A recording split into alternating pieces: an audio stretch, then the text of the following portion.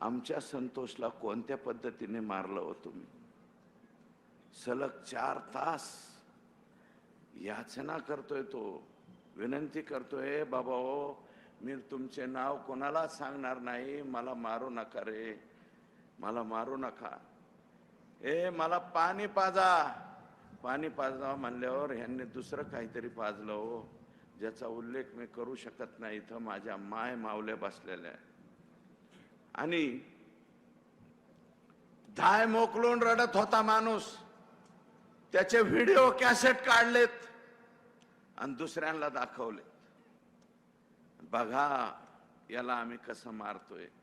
आणि तिकडून आका सांगत होता, बहुत अच्छे मार रहे और मारो.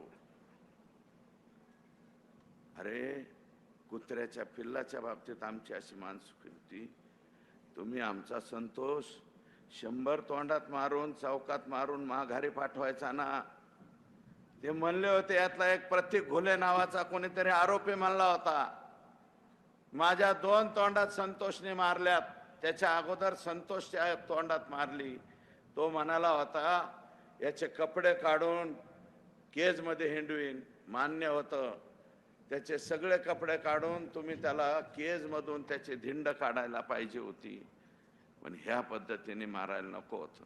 आम्ही धिंड काढलेली सुद्धा मान्य केली असते रे बाबा हो.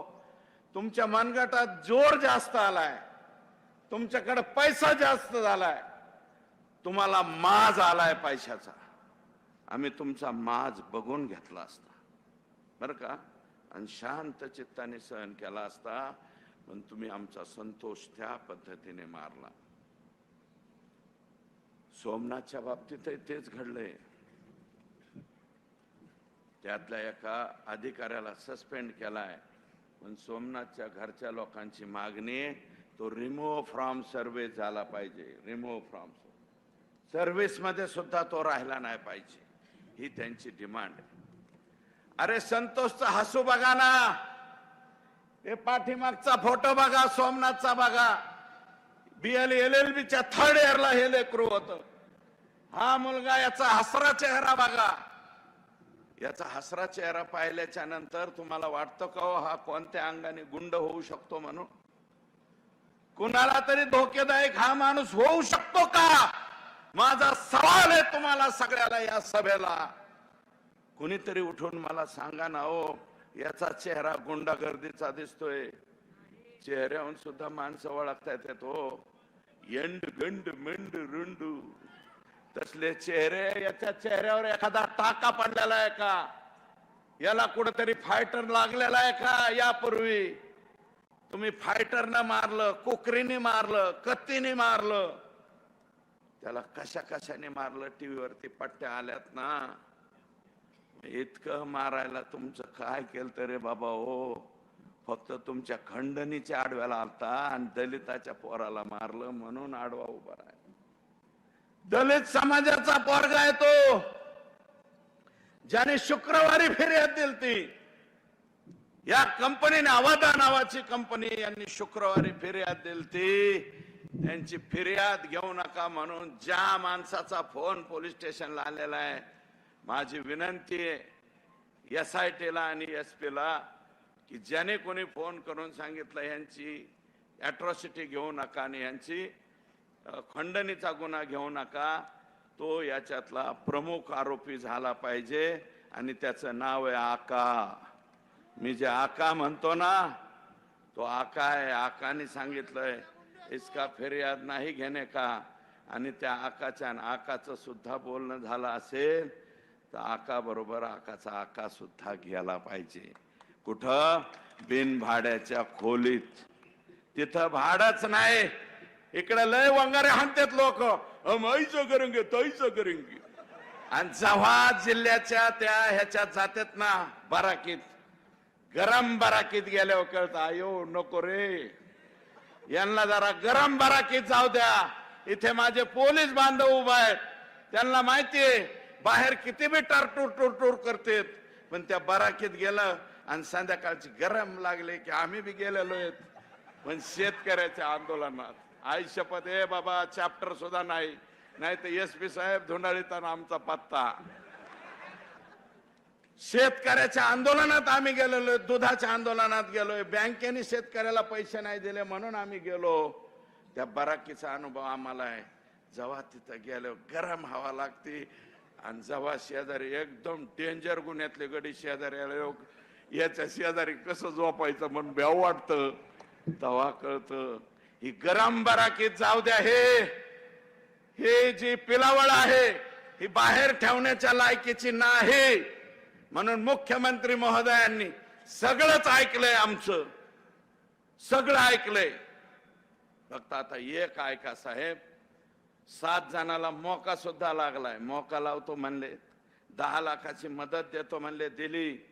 10 लाखाची सोमनाथला सुद्धा दिली. काही दिवस नाकारली. आम्ही जाऊन विनंती करू, विनम्र विनंती करू, त्या कुटुंबाच्या पाया पडू, त्यांचं जे म्हणणं असेल पुन्हा ऐकून घेऊ. रातच्या 2:30 वाजता मी सोमनाथच्या घरी गेलोय. रातच्या 2:30 वाजता जाऊन त्यांना उठवलं, म्हणलं असं असं झालंय. त्यांची काही नाराजी होती, अजूनही असेल, असू द्या, परंतु त्यांचा सुद्धा आम्ही मार्ग काढा असं मुख्यमंत्र्यांना त्या ठिकाणी जाऊन सांगू.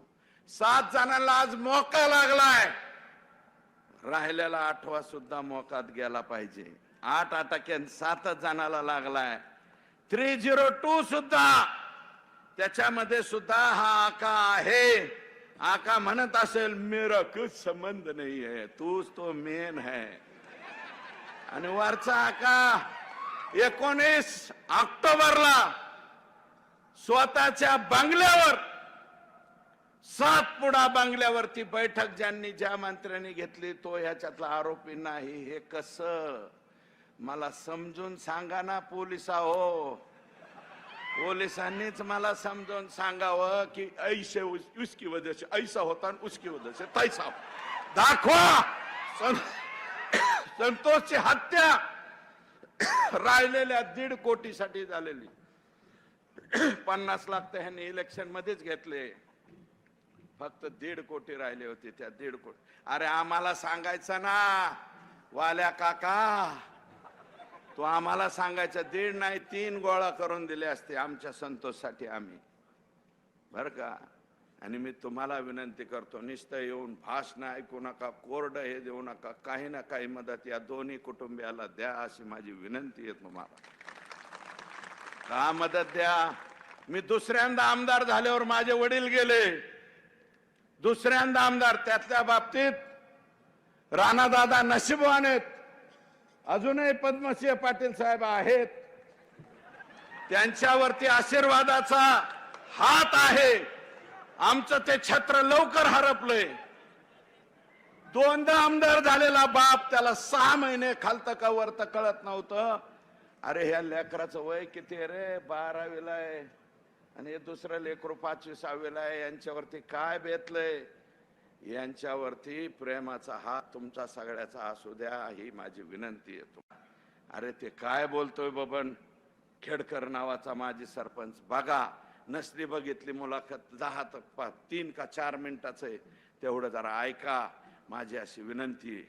आणि त्याच्यामध्ये तो वंजारी समाजाचं बोलतोय, मराठा समाजाचं बोलतोय, ती एवढं ऐका. आणि माझी विनंती, हे का करतेत पाटील, परळीवाले असे का वागतेत. भगवानगड आमच्या इथे आहे, नारायणगड आमच्या इथे आहे, वामन भाऊचा गड माझ्या मतदारसंघात आहे. भगवानगडाचं आणि वामन भाऊच्या गडाची, नारायणगडाची तर लांब राहिली, पण भगवानगड आणि नारायणगडाचा सप्ताह ह्या परळी तालुक्यात आज पोहोच झाला नाही. नुसतं म्हणतात भगवान बाबा भाषणात. अरे भगवान बाबाची परळीत सप्ताह नाही होत, वामन भाऊचा होत नाही.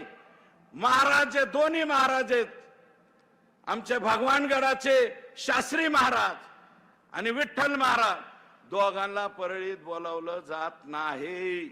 आतापर्यंत तरी बोलत नाहीत. आणि वर्षाचा सप्ताह असतो तो सुद्धा, नारळी सप्ताह सुद्धा परळी तालुक्यात झाल्याचं मला आठवत नाही. माझ्या आष्टीत होतो, पाटोद्यात होतो, शिरूर मध्ये होतो, बीड मध्ये होतो, नारायणगडाचा सगळीकडे होतो. आला जिल्ह्याचं तालुक्याचं बंधन नाही, पण परळी तालुक्यात अजून सप्ताह झाला नाही. आणि तुम्ही वामन भाऊन भगवान बाबाचं नाव कशाला घेता रे.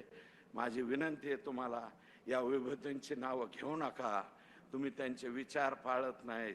तुम्ही काय करताय? साठे नावाच्या पोराचा FIR आहे माझ्या हातात. महिंद्रा कोटक का काहीतरी, बऱ्याच जणांनी ऐकलं असेल. फक्त मराठ्याचा आहे म्हणून बदाड बदाड बदाड बदाड मारला. आणि त्या माणसाने 7 का काय ह्याचे मारलेत, SBIचे मॅनेजरांनी, त्यांनीच ह्याला मारला. बळबळ जीव वाचून अंबाजोगाई पोत आला, FIR केली. त्याची सत्यप्रत माझ्याकडे ही बघा. आता मगा कोणीतरी भेटलं, म्हणलं ह्या साठ्याला मारलं. म्हणलं द्या बाबा कॉपी. अरे आता 7 का 8 गुन्हे आहेत म्हणले, अजून परळीच्या पोलिसांनी हा अटक केलं नाही. अरे इतकं भयान घडलं तरी मी परळीचे पोलीस नेमकं कसे वागतात याचा सवाल आम्हालाच कधीतरी पडायला लागलाय. 7 गुन्ह्यातले आरोपी अजून अटक होत नाही. आणि साठे नावाच्या पोराला त्याचं सुद्धा एकूण सगळं मिळून 65 सुद्धा वजन नाही. एकदम लुकडा आहे तो. मी टीव्हीत बघितला बारकाल्या ह्याच्यात, तर त्याच्यामध्ये ही परिस्थिती. अध्यक्ष म्हणजे या ठिकाणी महासंस्कृती कार्यक्रम घेतला आमच्या ह्यांनी. कोणी? आका महासंस्कृती महोत्सव बीड 2024. सगळा मिळून खर्च झाला 10 लाख. आणि मी आज माहिती घेतली, कलेक्टरला विचारलं, म्हणलं माल किती काढलाय सरकारच्या तिजोरीतून? तर ते म्हणले 5 कोटी रुपये. सगळा मिळून खर्च 10 लाख झालाय त्या महोत्सवाचा. 5 दिवस महोत्सव चालला. कुठलं बी येंडू गोंडू काही उचलून आणायचं तिथं ठेवायचं, अशा पद्धतीचा तो महोत्सव. 5 कोटी रुपये खाल्ले 10 लाखाच्या. अजून कोणतं तुमच्याकडे नवीन आयटम आलाय का? 10 लाखात 10 लाख डालो 5 कोटी मिळवो. मिळवलेत. हे महासंस्कृती कार्यक्रम मुंबईच्या एका एजन्सीला काम मिळालं होतं, ते काढून वाल्मिक याने मिनाज फारुकी नावाच्या माणसाला दिलं. याचे सुद्धा अकाउंट चेक करा म्हणून मी CBI कडे आणि त्या ED कडे चौकशी देणार आहे. हा बघा मिनाज फारुकी, हे परभणी जिल्ह्यातला मिनाज फारुक. वाल्मिक 5 कोटीचं बिल काढलं, 10 लाख रुपये खर्चा, 4 कोटी 90 लाख रुपये जेब में. मग वाल्मिकला EDची नोटीस नाही यायचं तर काय होईल? ही घ्या EDची नोटीस. 2/2/2024 EDची नोटीस. हे वाल्मिक अण्णा का प्रताप. इथं एक प्रताप बसलेले आहेत माग, बर का, प्रताप पाटील, प्रताप सिंह पाटील. हे माल कमावणार सिंह वाल्मिक अण्णा, असा ह्यांचं नाव इथं ठेवावं लागेल. या ठिकाणी पाकिस्तानातून तस्करी झाली. गुजरातमध्ये 60 कोटींचं 173 किलो ड्रग पकडलं. आणि एक बातमी आहे दिव्य मराठीची 8 महिन्यापूर्वीची, बर का, ही काढून आणली मी.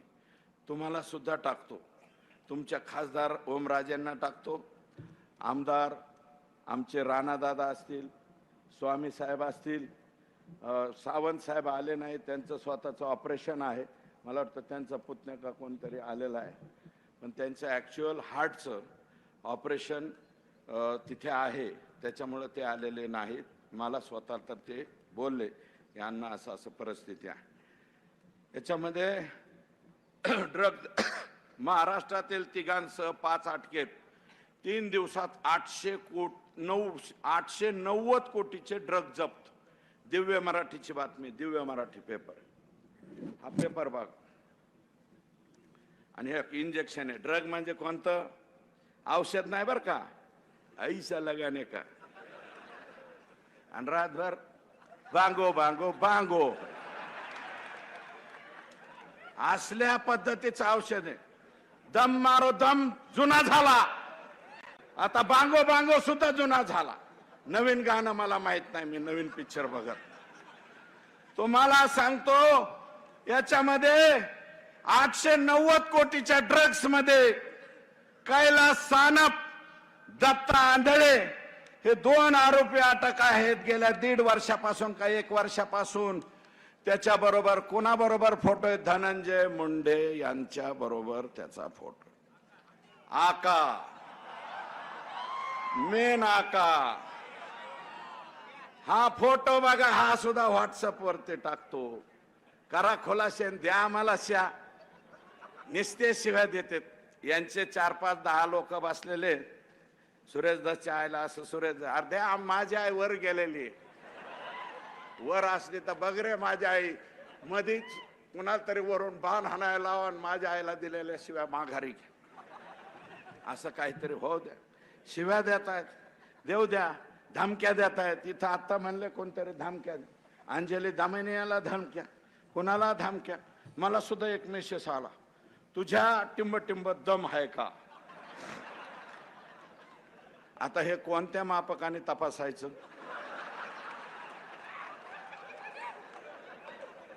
सिंपल पेंडुलम आहे का, कोणतं यंत्र आहे हे तपासायला. जाऊ द्या, मी त्याच्यावरती जाणार नाही. पण हे अवलादी कसले आहेत, हे असले पिलावळ कशी सांभाळता. अरे आमच्यात दम आहे का, आहे ना, म्हणूनच बोलतोय ना. बिगर दमाचा नाही, दम आहे. एक नाही 2 सांभाळतोय. तू काय समजून सांभाळायला. हा, दोन्हीला 3 लेकर आहेत. तू नको सांगू मला.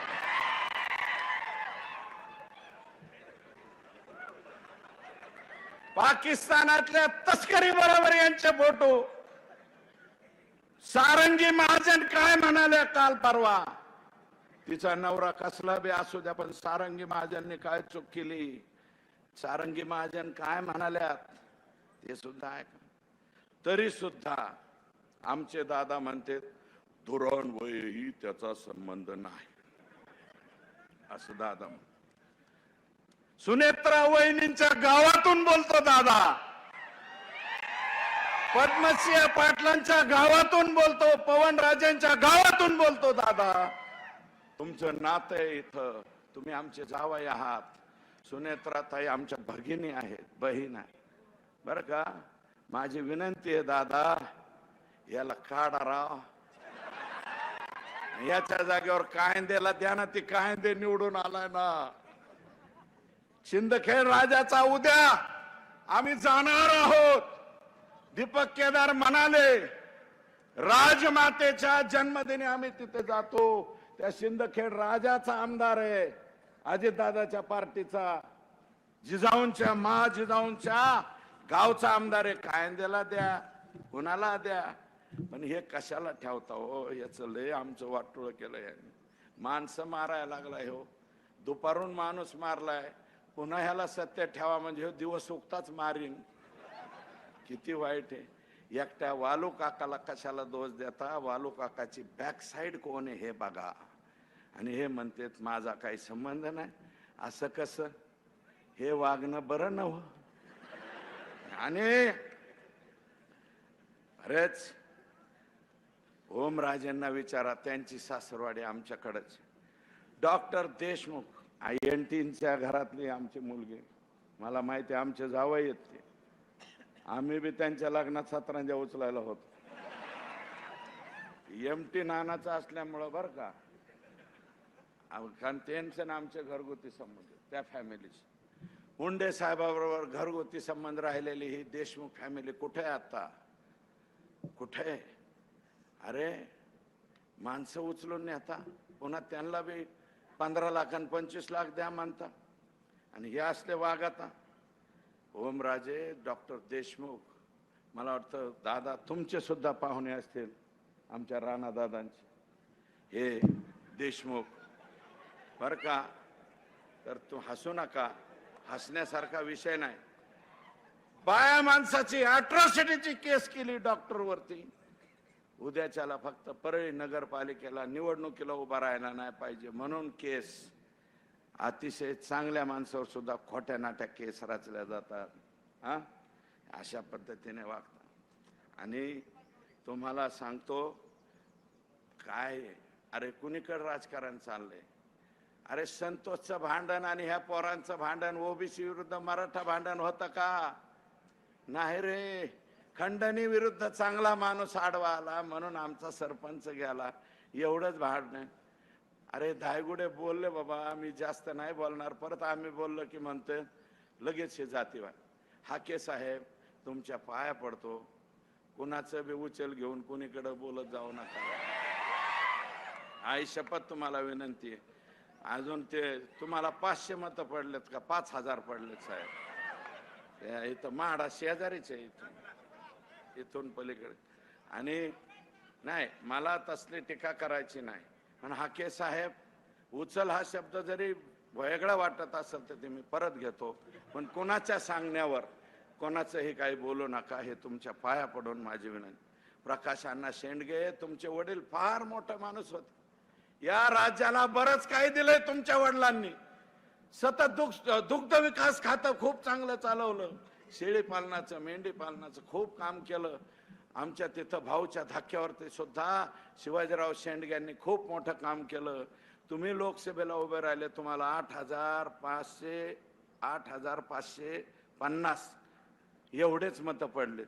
तुम्ही सुद्धा म्हणता संपूर्ण ओबीसी समाज धनंजय मुंडेंच्या मागे आहे.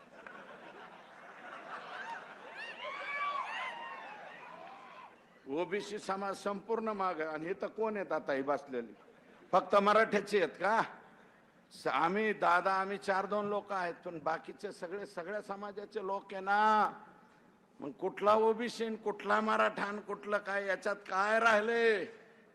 याच्यात अरे राम शिंदे साहेबांना रोहित पवाराच्या विरोधात फक्त 1300 मताने निवडून आलेत रोहित पवार. राम शिंदेला जी मतं पडलेत मराठ्याचे मतं नाही पडले का? नारायण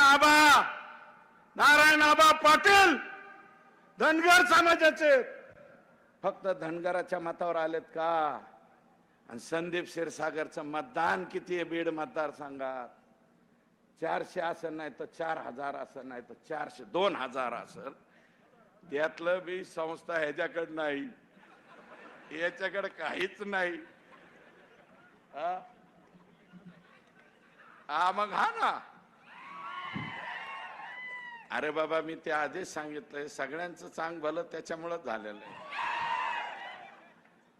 संदीप क्षीरसागर 1,00,000 मतं पडतात, 2000 सुद्धा मतं तैलिक समाजाचे नाहीत.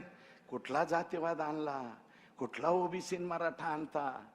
अरे 132-34 जागा भाजपच्या निवडून येतात, 41 तुमच्या आल्या, शिंदे साहेबाच्या आल्या, राष्ट्रवादीच्या कमी आल्या, उद्धव साहेबांच्या कमी आल्या, काँग्रेसच्या कमी आल्या. हे जागा राजकारणाचा विषय नाही, हा विषय सगळ्यांचा आहे.